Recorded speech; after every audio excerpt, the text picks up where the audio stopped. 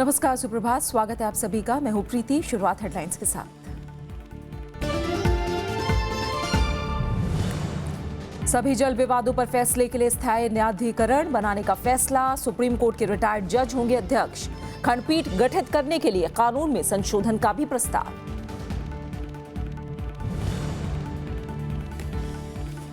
राजनीतिक दलों के 2000 से ज्यादा के गुप्त चंदे पर लगे रोक। चुनाव आयोग की कानून में संशोधन की सिफारिश। सीटें जीतने वाली पार्टियों को ही मिले टैक्स छूट। हिंसक झड़पों और आगजनी के बाद मणिपुर में बिगड़े हालात। राजधानी इंफाल में अनिश्चितकाल के लिए कर्फ्यू। 25 दिसंबर तक मोबाइल इंटरनेट सेवा पर रोक।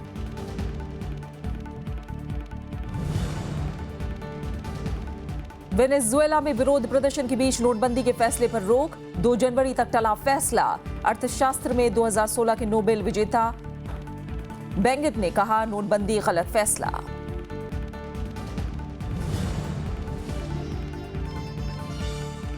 भारत ने 15 साल बाद जीता जूनियर विश्व कप हॉकी का खिताब। बेल्जियम को 2-1 से दी मात। चेन्नई टेस्ट में लोकेश राहुल के 199 रन की बदौलत मजबूत स्थिति में भारत।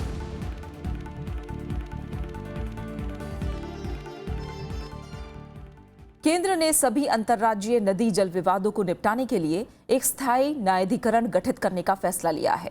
इसकी अध्यक्षता सुप्रीम कोर्ट के रिटायर्ड न्यायाधीश करेंगे। सरकार ने अंतर्राज्यीय जल विवाद अधिनियम 1956 को संशोधित करके न्यायाधिकरण के अलावा कुछ खंडपीठ गठित करने का भी प्रस्ताव किया है, जो जरूरत पड़ने पर नदी जल विवादों का निपटारा करेंगी। विवाद सुलझने पर पीठ अस्तित्व में नहीं रहेगी।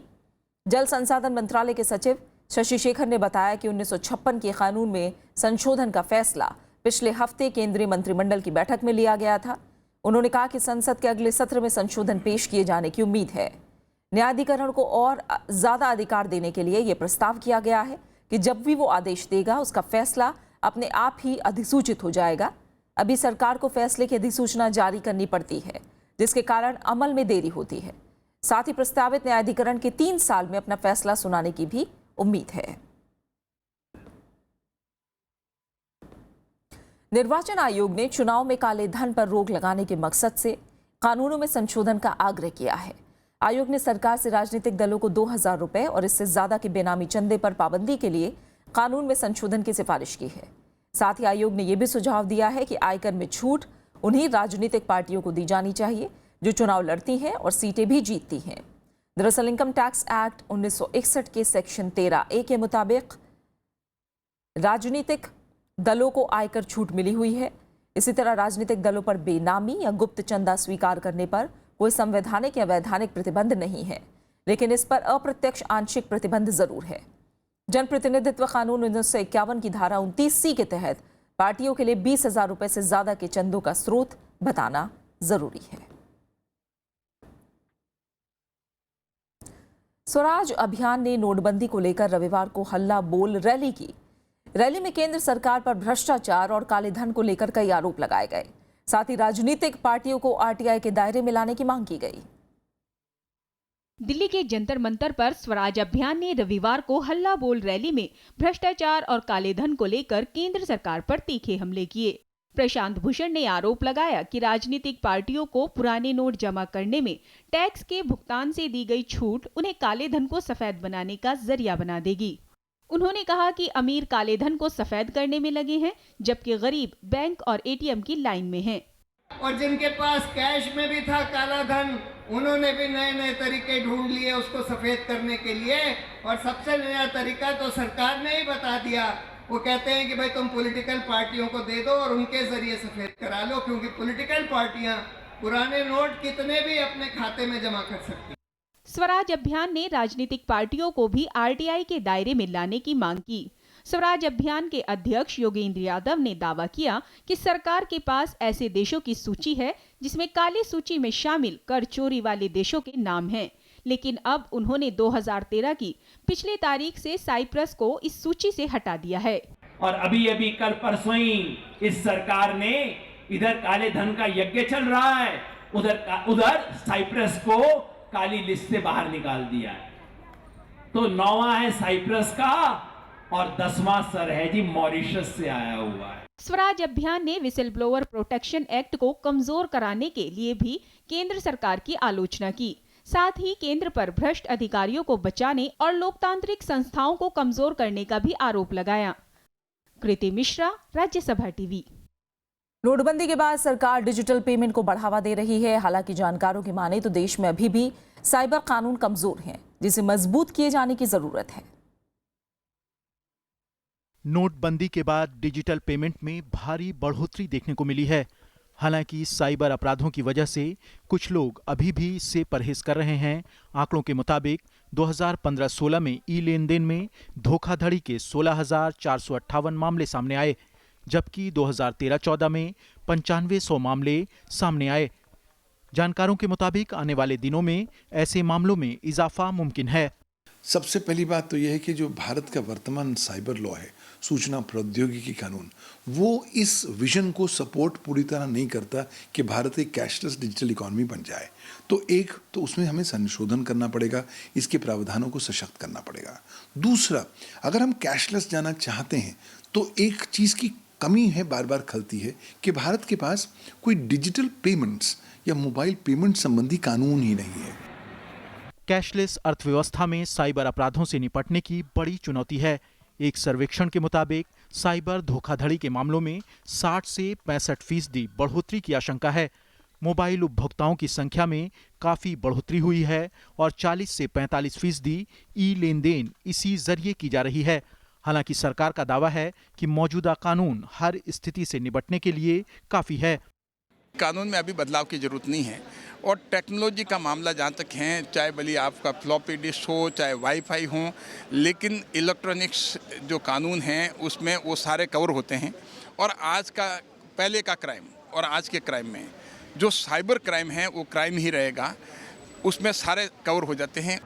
दुनिया भर में साइबर अपराध को रोकने के लिए कई कदम उठाए गए हैं। स्मार्ट सिटी और आधारभूत ढांचा और ऐसी कई योजनाओं के माध्यम से मौजूदा आबादी को डिजिटल दुनिया की ओर ले जाने की कोशिश की जा रही है।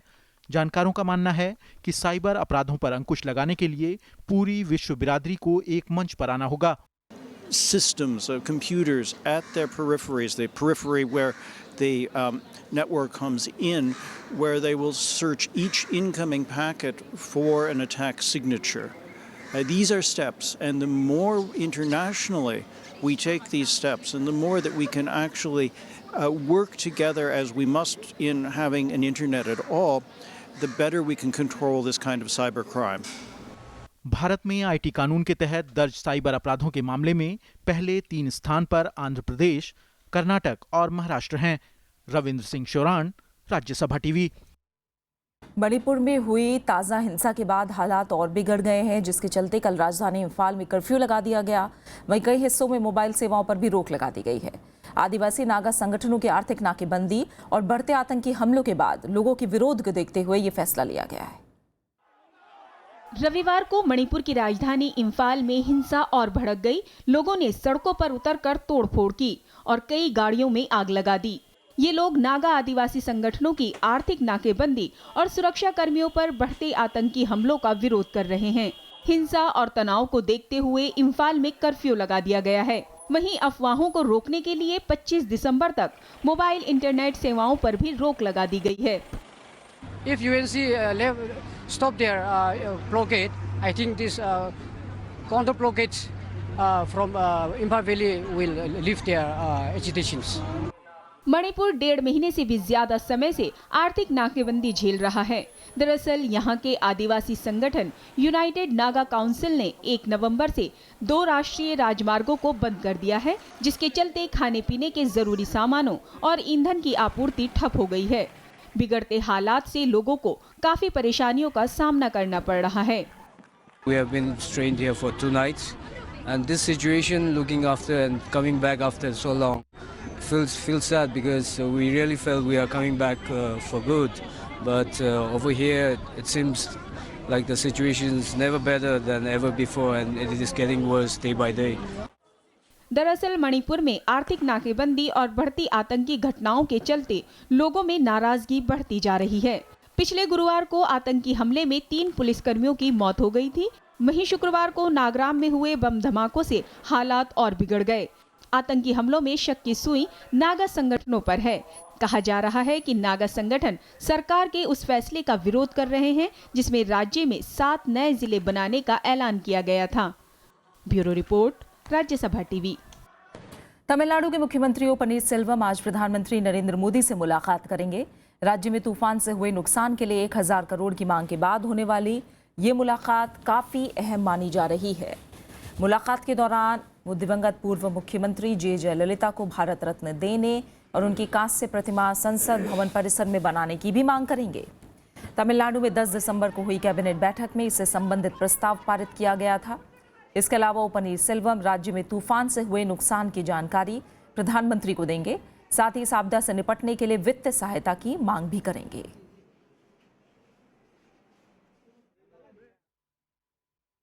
और आप बने रहे हमारे साथ, लौट रहे हैं एक छोटे से ब्रेक के बाद।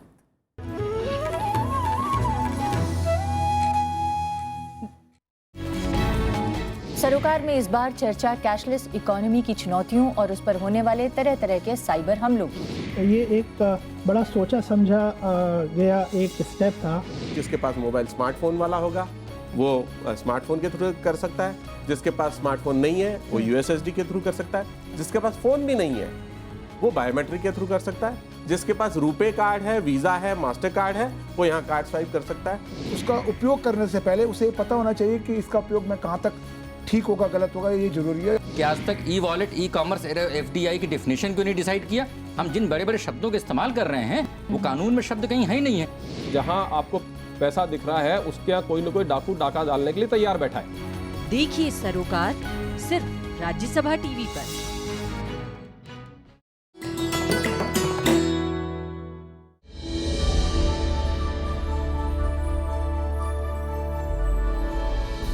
अमर्त्य सेन पहले भारतीय जिन्हें मिला अर्थशास्त्र के क्षेत्र में नोबेल सम्मान।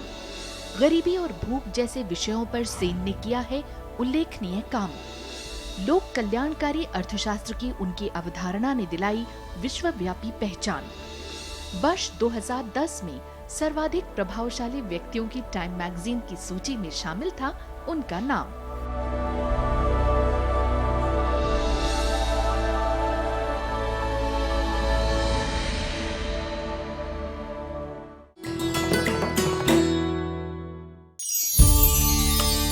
बड़ी प्रसन्नता की बात है कि राज्यसभा टीवी द्वारा आयोजित शख्सियत प्रोग्राम का 200 एपिसोड पूरा हुआ। राज्यसभा टीवी के शख्सियत कार्यक्रम को और 1000 एपिसोड हो जाएं, ये मेरी शुभकामना है। तो ईश्वर करे कि ये 2000 एपिसोड पूरा करें। मैं शख्सियत कार्यक्रम से जुड़े सभी लोगों को हृदय से साधुवाद देता हूँ। खबर करो अपने तन की। मालवा के अंचल में रंग कबीर का कोई सद्गुरु मिले तो भेद बतावे, भूल जावे अंतर कीर्ति। ओहो जो जाने बात सिर्फ एकता की, प्रेम की, सद्भावना की। हर तन मन धन अर्पण सतगुरु को, गुरु वचन सुन लेना। कबीर की वाणी इंसान के अंतर में टच करती है, इंसान के अंतर में परिवर्तन करती है। मिली शख्सियत में मशहूर मारूफ कलाकार प्रहलाद सिंह टिपानिया से सिर्फ राज्यसभा टीवी पर। एमसी मैरी कॉम सफलतम भारतीय महिला मुक्केबाज। विश्व चैंपियनशिप में 5 स्वर्ण और 1 रजत। लंदन ओलंपिक्स में कांस्य और एशियन गेम्स में कांस्य पदक विजेता।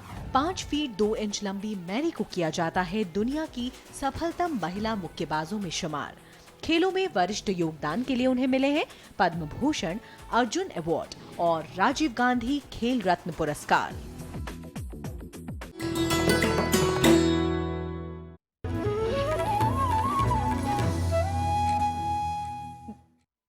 महाराष्ट्र में स्थानीय निकाय के चुनाव के लिए आज सुबह 10 बजे से वोटों की गिनती होगी। कल औरंगाबाद, नांदेड़, भंडारा और गढ़चिरौली जिलों में तीसरे दौर का चुनाव हुआ था, जिसमें 5 लाख से ज्यादा लोगों ने वोट देने के अपने अधिकार का इस्तेमाल किया था। चुनाव आयोग के मुताबिक कल हुए चुनाव में 72% से ज्यादा लोगों ने वोट डाले थे। 409 सीटों के लिए हुए चुनाव में 1947 उम्मीदवारों की किस्मत दांव पर है। वहीं नगर परिषद अध्यक्ष के 19 पदों के लिए हुए सीधे चुनाव में 111 उम्मीदवारों ने पर्चे भरे थे। वहीं चंडीगढ़ में भी कल स्थानीय निकाय के चुनाव के लिए वोट डाले गए। कल 26 वार्डों के लिए 51% लोगों ने वोट डाले। इन चुनाव में 67 निर्दलीयों समेत 122 उम्मीदवार मैदान में हैं। चुनाव आयोग का कहना है कि सभी इलाकों में शांतिपूर्ण और निष्पक्ष मतदान हुआ। कल यहां वोटों की गिनती की जाएगी।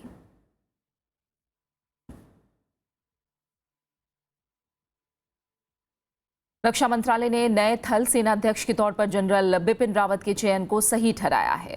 मंत्रालय के सूत्रों के मुताबिक उसने चयन समिति को वही 3 नाम भेजे गए थे जो सेनाध्यक्ष बनने के योग्य थे, इसलिए इसमें वरिष्ठता कोई मुद्दा नहीं है।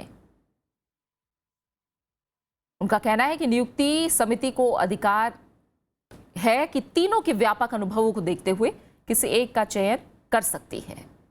ये जरूरी नहीं कि हर बार पहले नंबर पर रखे गए अफसर का ही चयन हो।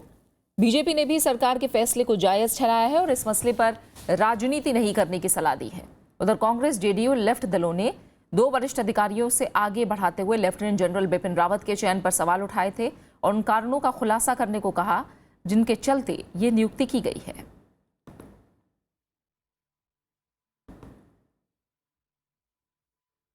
ये सरकार लोकतांत्रिक तरीके से चुनी हुई सरकार है और ठीक से काम कर रही है। जहां तक नियुक्तियों की बात है, कांग्रेस कम से कम सेना पर राजनीति ना करे और जो लोग थे, क्योंकि टॉप जो 5 थे, उन 5 में से जो सिलेक्शन करना था और सभी कॉम्पिटेंट लोग हैं, लेकिन वर्तमान में जो परिस्थितियां हैं उनके अनुसार से सरकार ने जो फैसला लिया है, इस तरह के फैसलों पर विपक्ष को कोई टीका टिप्पणी नहीं करनी चाहिए। All this top level appointments are becoming very controversial. It is very unfortunate. It is not in the interest of our democracy, our country, and of course there should be transparency. That transparency should go along with integrity, and nobody should raise questions. But now questions are being raised, and it is not new. Venezuela में नोटबंदी का विरोध बढ़ने के बाद राष्ट्रपति Nicolas Maduro ने देश में बड़े नोटों को चलन से हटाने का फैसला 2 जनवरी तक टाल दिया है। मादुरो ने कहा कि 100 बोलीवर का नोट अस्थायी रूप से वैध मुद्रा बनी रहेगी, लेकिन कोलंबिया और ब्राजील से लगी सीमा बंद रहेगी ताकि माफिया ने जो वेनेजुएला की मुद्रा अपने पास जमा कर रखी है उन पर इसका असर हो। उन्होंने आरोप लगाया कि यह देश को अस्थिर करने की साजिश है जिसे अमेरिका समर्थन दे रहा है। मादुरो ने कहा कि 4 हवाई जहाज नई मुद्रा लेकर विदेश से पहुंचने वाले थे, लेकिन अंतर्राष्ट्रीय धोखाधड़ी के चलते इनके पहुंचने में देरी हुई। हालांकि उन्होंने बताया कि मुद्रा कहां से आ रही थी और किस तरह की साजिश की गई।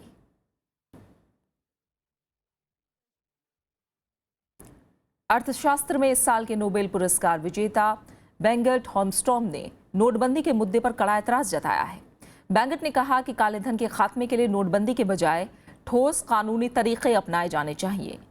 स्वीडन की राजधानी स्टॉकहोम में इकोनॉमिक टाइम्स को दिए इंटरव्यू में उन्होंने कहा कि नोटबंदी का फैसला सही नहीं है, इससे कामगारों पर असर पड़ता है। यमन के तटीय शहर अदन में आत्मघाती हमले में 52 सैनिक मारे गए हैं, जबकि करीब 60 से ज्यादा सैनिक जख्मी हो गए हैं। ये धमाका उस वक्त किया गया जब खोर मक्सार स्थित एक सैन्य ठिकाने के करीब सैनिक वेतन लेने के लिए जमा हुए थे। इसी दौरान आत्मघाती हमलावर ने खुद को विस्फोट से उड़ा लिया। पिछले हफ्ते भी अदन के करीब आतंकवादी संगठन IS के हमले में करीब 50 सैनिक मारे गए थे। अदन यमन के अंतर्राष्ट्रीय स्तर मान्यता प्राप्त सरकार की अस्थायी राजधानी है। जॉर्डन के कारक में बंदूकधारियों की गोलाबारी से अफरा तफरी मच गई। हमले में 10 लोगों की मौत हो गई, जबकि 25 से ज्यादा लोग घायल हुए हैं। मरने वालों में कनाडा की महिला पर्यटक, 2 जॉर्डन के नागरिक और पुलिसकर्मी शामिल हैं। बंदूकधारी ने क्रूसेडर्स कासल किले पर उस वक्त हमला किया जब वहां काफी तादाद में पर्यटक मौजूद थे। किले से सभी पर्यटकों को बाहर निकाल लिया गया है। पुलिस के मुताबिक इससे पहले कारक के एक घर पर भी पुलिस और बंदूकधारियों के बीच गोलीबारी हुई। अभी तक किसी भी आतंकी संगठन ने हमले की जिम्मेदारी नहीं ली है।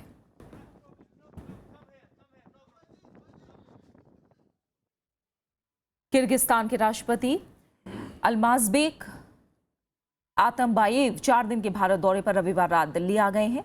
उनके साथ मंत्रियों, वरिष्ठ अधिकारियों और उद्योगपतियों का एक उच्च स्तरीय शिष्टमंडल भी है। राष्ट्रपति के तौर पर अल्माज़बेक की यह पहली भारत यात्रा है। मंगलवार को अल्माज़बेक का राष्ट्रपति भवन में परंपरागत तरीके से स्वागत किया जाएगा।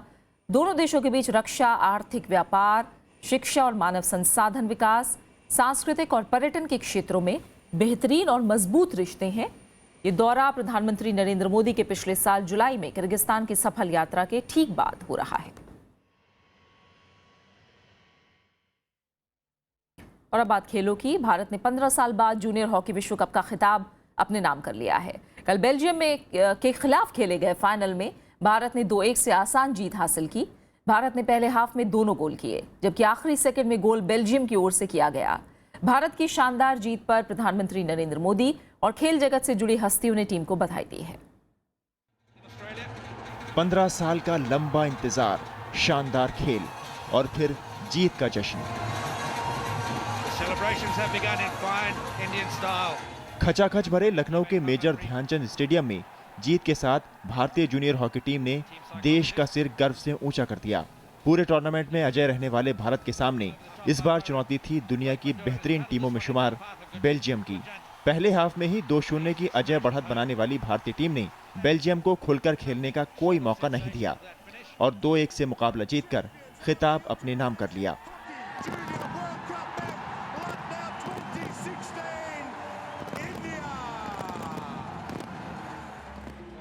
टीम की इस जीत के हीरो रहे गुरजंत सिंह और सिमरनजीत सिंह।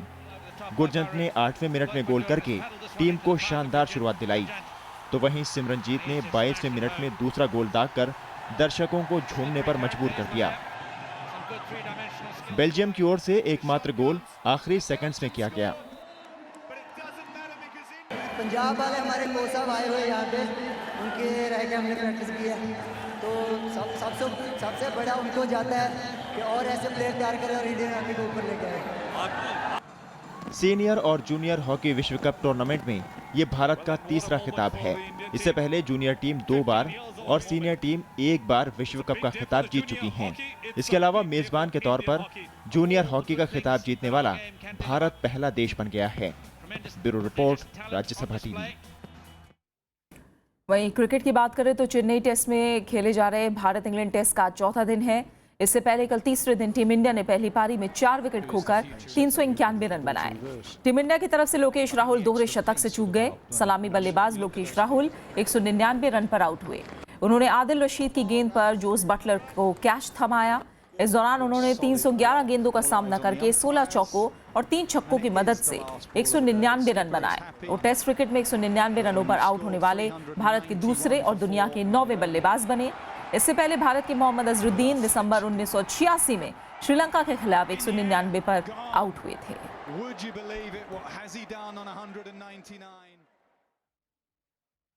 कर्नाटक के तेंगिनागुंडी में सरकारी हायर प्राइमरी स्कूल में पढ़ने वाले पुनीत वेंकटेश गोंडा ने पानी पर चलने वाली साइकिल तैयार की है। 10,000 की लागत वाली ये साइकिल पर्यावरण के लिहाज से फायदेमंद है।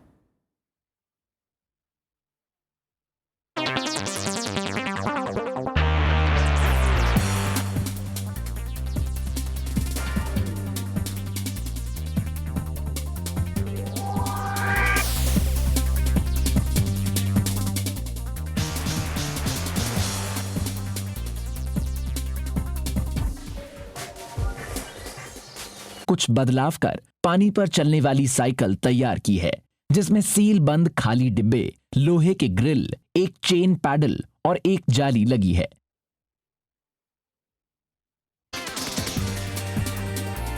राष्ट्रीय आविष्कार योजना से प्रोत्साहित छात्र ने आर्किमिडीज के बुनियादी सिद्धांतों का इस्तेमाल किया।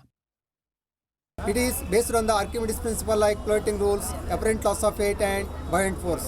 To understand the no fuel vehicle which completely reduce the pollution in the nature. These bicycles are helpful in carrying small goods, low cost and no cost water vehicle transporter. This can attract tourists for entertainment and exercise. Helpful in the field of fishing also. This bicycle is used to throwing food for fish and prawns. It is used to supply oxygen for water organism. पानी पर चलने वाली cycle को बनाने में 10,000 रुपए की लागत आई है और ये कई लिहाज से पर्यावरण के लिए फायदेमंद है। पुनीत ने जलाशयों और नदियों से कचरा साफ करने के लिए पानी पर चलने वाली साइकिल के उपयोग का प्रदर्शन किया। पानी पर चलने वाला साइकिल नदी किनारे रहने वालों के लिए आवागमन और संचार का साधन बन सकता है। वहीं छोटे सामानों की आवाजाही, मछली मारने और सैलानियों के मनोरंजन तथा शारीरिक तंदुरुस्ती के लिए भी फायदेमंद है। पुनीत और उसके शिक्षकों को उम्मीद है कि पानी पर चलने वाली साइकिल में दिलचस्पी रखने वाले प्रायोजकों की मदद से इसे और बेहतर बनाया जा सकता है, जो अब तक कई जिला और राज्य स्तरीय पुरस्कार हासिल कर चुका है।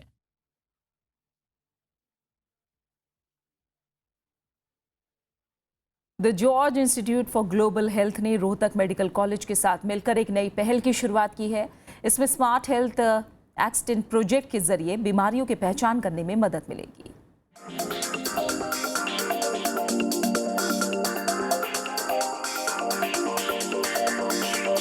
भाग दौड़ भरी जिंदगी और बदलती दिनचर्या के बीच आज हम में से ज्यादातर लोग अपने स्वास्थ्य को नजरअंदाज कर देते हैं। नतीजा है विभिन्न प्रकार की बीमारियों का जन्म।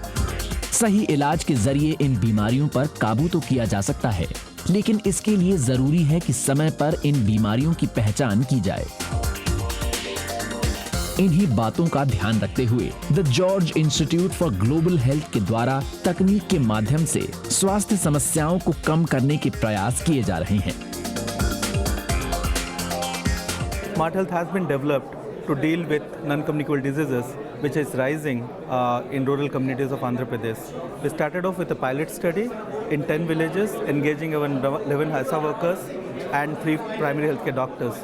इन्हीं में से एक है स्मार्ट हेल्थ एक्सटेंड नाम का एक प्रोजेक्ट, जिसका इस्तेमाल ग्रामीण स्तर पर बीमारियों की पहचान के लिए किया जा रहा है। सामान्य तौर पर इस प्रोजेक्ट को डॉक्टर्स और नर्सेज के लिए विकसित किया गया है, जिसमें छोटे स्तर के स्वास्थ्य कर्मचारी जैसे आशा कार्यकर्ता और ANM को स्मार्ट टैब के साथ साथ BP और शुगर नापने की आधुनिक मशीनों से लैस एक किट मुहैया कराई जाती है। इस किट के द्वारा स्वास्थ्य कर्मचारी 40 साल के ऊपर की आयु वाले लोगों के स्वास्थ्य, आम दिनचर्या और खान पान से जुड़े सभी डेटा को टैब में इकट्ठा कर लेते हैं और डॉक्टर तक पहुंचाते हैं। इसी डेटा के आधार पर डॉक्टर्स इस बात की जानकारी दे सकते हैं कि आने वाले समय में लोगों को किस तरह की बीमारी का खतरा हो सकता है और वो किस तरह की सावधानियां बरत सकते हैं। 2 साल तक मध्य प्रदेश में किए गए सफल परीक्षण के बाद अब इस ऐप का ट्रायल रोहतक मेडिकल कॉलेज के सहयोग से झज्जर के 4 गांवों में किया जा रहा है।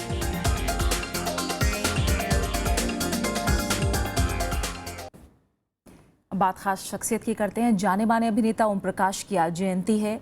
बहुमुखी प्रतिभा के धनी ओम प्रकाश ने हास्य फिल्म हो या गंभीर, हर रोल में अपने अभिनय से जान डाल दी। ओम प्रकाश ने शुरुआती दिनों में ऑल इंडिया रेडियो में भी काम किया। उनका फतेह दीन कार्यक्रम काफ़ी पसंद किया जाता था। 19 दिसंबर 1919 को जम्मू में जन्मे ओम प्रकाश ने 1950 में आई फिल्म दासी से अपने फिल्मी सफ़र की शुरुआत की। चमेली की शादी, चुपके चुपके, पूरब और पश्चिम, शराबी, 3 चोर और नमक हलाल जैसी फिल्मों में उन्होंने शानदार अभिनय किया। ओम प्रकाश को 1968 में फिल्म फेयर का सर्वश्रेष्ठ हास्य अभिनेता का पुरस्कार से नवाजा गया। ये क्या करता है, कभी हमारे पांव पड़ता है, कभी हमारे गले पड़ता है। स्वीटी, इस होटल में हर नए आने वाले के साथ ऐसा ही होता है क्या? यही गले पड़ता है, लेडी लोग नहीं। सॉरी सर, क्या कर रहे हो अर्जुन? अरे दद्दू, मैं। अरे वो तो मैं देख ही रहा हूँ कि तू है तू। मगर क्वेश्चन ये है कि तू है कौन? अरे मैं थारा पोता दद्दू। पोता? अरे वो क्या होता? हिंदू धर्म की रीत। और आखिर में हेडलाइंस।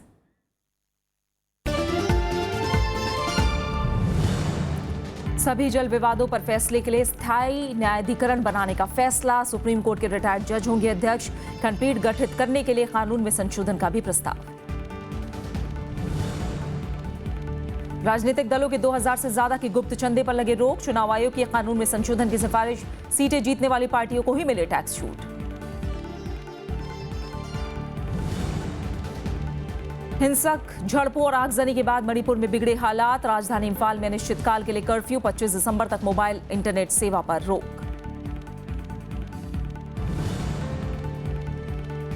वेनेजुएला में विरोध प्रदर्शन के बीच नोटबंदी के फैसले पर रोक, 2 जनवरी तक टला फैसला। अर्थशास्त्र में 2016 के नोबेल विजेता बेंगेट हॉमस्ट्रॉम ने कहा, नोटबंदी गलत फैसला। और भारत ने 15 साल बाद जीता जूनियर विश्व कप हॉकी का खिताब, बेल्जियम को 2-1 से दी मात। चेन्नई टेस्ट में लोकेश राहुल के 199 रन की बदौलत मजबूत स्थिति में भारत। और इसी के साथ फिलहाल इस बुलेटिन में इतना ही। आगे देखिए मीडिया मंथन। नमस्कार।